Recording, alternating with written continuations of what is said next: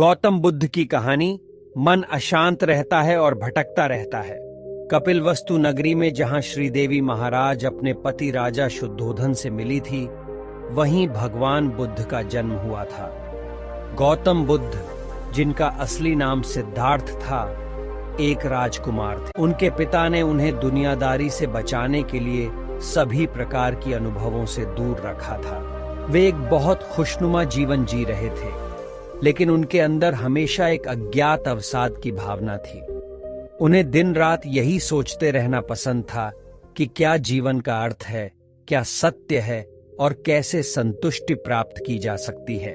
एक दिन जब सिद्धार्थ जंगल में सैर कर रहे थे, उन्होंने एक गरीब बौद्ध साधु को देखा।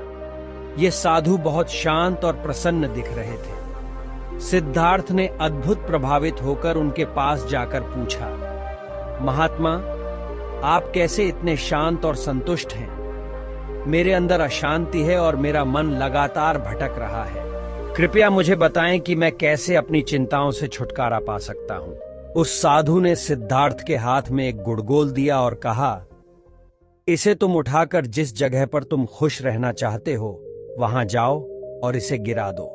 सिद्धार्थ, जो कि अत्यंत बुद्धिमान और सोच वाला व्यक्ति था, उसे यह बात समझ आ गई कि यह गुड़गोल उसके द्वारा मन की उड़ान की ओर संकेत करने के लिए है। उन्होंने विचारशीलता से उसे लिया और अपने पसंदीदा एक वृक्ष के नीचे चले गए। वहां पहुंचकर सिद्धार्थ ने गुड़गोल को अपने हाथों से नीचे गिराया। गुड़गोल जमीन को छूते ही चरम आनंद का एहसास होने लगा। उसका मन एक बार फिर से शांत हो गया और वह अस्थायी खुशी महसूस करने लगा। सिद्धार्थ इस अनुभव से प्रभावित हुआ और उन्होंने देखा कि साधु अपने आसन पर एक अत्यधिक प्रसन्न रूप से मुस्कुरा रहे हैं।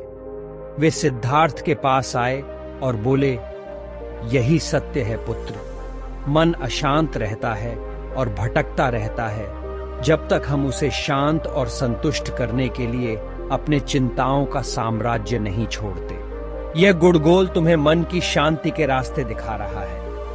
चिंताओं और आक्रोश के साथ अपने मन को नियंत्रित करें और संतुष्टि और शांति प्राप्त करें। इस घटना के बाद से सिद्धार्थ ने एक बड़ा निर्णय लिया। वह राज्य के अधिकारी जीवन को छोड़कर साधुता की ओर अपने मन को साधना करने का निर्णय लिया। सिद्धार्थ की पत्नी यशोधरा और पुत्र राहुल ने उन्हें छोड़ने की इच्छा का समर्थन किया और वह ध्यान और मेधा की खोज में निकल पड़े। उन्होंने एक शांत और आरामदायक स्थान पर वनवास बिताना चुना और निष्कलंक पर्यावरण में रहने का निर्णय लिया। यहाँ उन्होंने ध्यान के द्वारा अपने मन को नियंत्रित करना सीखा। वे अन्य भिक्षुओं के साथ साझा जीवन बिताने लगे और निरंतर मेधावी और सत्य की खोज करते रहे। धीरे धीरे बुद्ध के शिष्य बढ़ते गए और उनकी शिक्षाओं ने बहुत से लोगों को प्रभावित किया। बुद्ध ने अनुशासन की महत्वपूर्णता पर बल दिया और अपने शिष्यों को ब्रह्मचर्य, अहिंसा, सत्य और ध्यान की महत्वता सिखाई। उन्होंने इन मूल्यों के माध्यम से मन की शांति, आत्मा का मुक्ति और जगत के साथ एकात्मता को प्राप्त करने का मार्ग दिखाया। बुद्ध ने अपने आस्थान पर दिन रात ध्यान और मेधा का अभ्यास करते रहते और उनकी संदेशों को लोगों तक पहुंचाने का प्रयास किया। उन्होंने यह बताया कि मन को अशांत और भटकता होने का कारण हमारी अविवेकपूर्ण भावनाएं होती हैं। हमें अपनी आवश्यकताओं को छोड़कर संयम और अनुशासन के साथ जीना चाहिए। उन्होंने बताया कि संयमित और विचारशीलता से जीवन जीने से हम अपने मन को संतुष्ट कर सकते हैं और आत्मा की खोज में आगे बढ़ सकते हैं। बुद्ध की संदेशों ने बहुत से लोगों के जीवन में बदलाव लाया। उनके शिष्यों ने इन मूल्यों का पालन किया और उनकी मार्गदर्शन में ध्यान और मेधा का अभ्यास किया। उन्होंने जीवन के पथ पर सत्य और न्याय की महत्वपूर्णता को स्थापित किया और अहिंसा के माध्यम से शांति और समृद्धि की प्राप्ति का मार्ग दिखाया।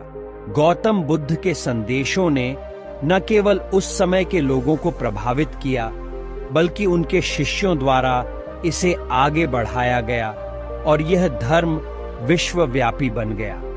बुद्ध की शिक्षाएं आज भी हमारे समाज में महत्वपूर्ण हैं और हमें शांति, संतुष्टि और सत्य के मार्ग पर चलने के लिए प्रेरित करती हैं। इस कहानी से हमें यह सीख मिलती है कि मन की शांति और संतुष्टि हमारे अंदर ही है। हमें अपनी आवश्यकताओं को पूरा करने की जगह संयम और अनुशासन के साथ जीने की आवश्यकता होती है। मन को नियंत्रित करने के लिए ध्यान और मेधा का अभ्यास आवश्यक है और सत्य, न्याय और अहिंसा के मार्ग पर चलने से हम आत्मा की प्राप्ति कर सकते हैं। इस प्रकार हम अपने मन को शांत रखकर सुखी और समृद्ध जीवन जी सकते हैं और साथ ही जगत के साथ एकात्मता भी महसूस कर सकते हैं। अब बढ़ते हैं अपनी दूसरी कहानी की ओर। इस कहानी में आपको बताया जाएगा कि अशांति से मुक्ति कैसे पाएं और एक शांतिपूर्ण जीवन कैसे जिए। बहुत युगों पहले उत्तर भारत के शक्य महाराज्य में एक छोटे से राजकुमार ने जन्म लिया था। उनके जन्म के समय भविष्यवाणी की गई थी कि वह एक दिन विश्व को प्रभावित करने वाले महान धर्मगुरु बनेंगे। राजकुमार के पिता ने उसे एक आरामदायक और विलासपूर्ण जीवन दिया जिसमें वह सब कुछ प्राप्त कर सकता था, लेकिन राजकुमार का मन अशांत रहता था। वह जीवन की असामान्यता की तलाश में था, जिसे समझने के लिए उसके पास सभी सुखों की वर्षाओं का समय था। राजकुमार की माता पिता चिंतित हो गए और उन्होंने अपने बेटे को दुनिया के अंदर घूमने की अनुमति दे दी। एक दिन जब राजकुमार ने अपने रथ से पूरे देश की यात्रा की और उन्होंने अपने रथ को विपरीत दिशा में चलाकर देखा, यह असाधारण घटना राजकुमार के मन को व्याकुल कर दी। वह अपने लक्ष्य तक पहुंचने के लिए दृढ़ संकल्प बनाया। राजकुमार ने वापस जाकर अपने रथ की सभी इच्छाओं को पूरा कर लिया, लेकिन उसका मन अब भी अशांत रहता था। एक रात जब राजकुमार निद्रा में सो रहा था, उन्होंने अचानक गहरे ध्यान में प्रवेश किया। उन्होंने अपने दिल की आवाज सुनी जो उन्हें अस्थायी सुख नहीं दे रही थी। वे निद्रा से उठे और संगीत वादकों को बुलाकर उनसे अस्थायी सुख पाने का आग्रह किया। राजकुमार ने अनंत दिनों तक गाना, नृत्य करना और विनोद करना शुरू कर दिया, लेकिन फिर भी उसका मन अशांत रहता था। एक दिन राजकुमार ने एक गांव में एक वृद्ध आदमी को देखा जो वृक्ष के नीचे बैठा हुआ शांति की खोज कर रहा था। राजकुमार ने उसे अपने सुखी जीवन का रहस्य पूछा। वृद्ध आदमी ने कहा, अहंकार, आवेग और अप्रसन्नता हमें आंतरिक शांति से दूर रखते हैं। शांति और सुख की प्राप्ति के लिए तुम्हें अपने मन को संयमित करना होगा। राजकुमार को यह बात समझ में आई और वह वृद्ध आदमी के पास बैठ गया। वह ध्यान में प्रवेश करने का एक सरल उपाय बताने लगे। राजकुमार ने उसे ध्यान करने के लिए व्यायाम और मंत्र जाप की विधि सिखाई। धीरे धीरे राजकुमार ने ध्यान की कला को समझा और उसे अपने दैनिक जीवन में शामिल करने लगा। ध्यान करने के बाद राजकुमार का मन स्पष्ट और स्थिर हो गया। उनके अंदर नया ज्ञान और आनंद का आभास हुआ। वे अपने मन को संयमित करके उदारता, संयम और सद्भाव के मार्ग पर आगे बढ़े। एक दिन राजकुमार ने एक बुद्धिमान गुरु से मिलने का फैसला किया। वे उस गुरु के समीप गए और अपने जीवन के आदर्श के बारे में पूछते हुए अपने मन की शांति के बारे में जानने की इच्छा व्यक्त की। गुरु ने उन्हें बताया कि शांति और सुख का आदान ध्यान और ब्रह्मचर्य के माध्यम से हो सकता है। राजकुमार ने गुरु के उपदेश को मान्यता दी और वे उसके आचार्य बन गए।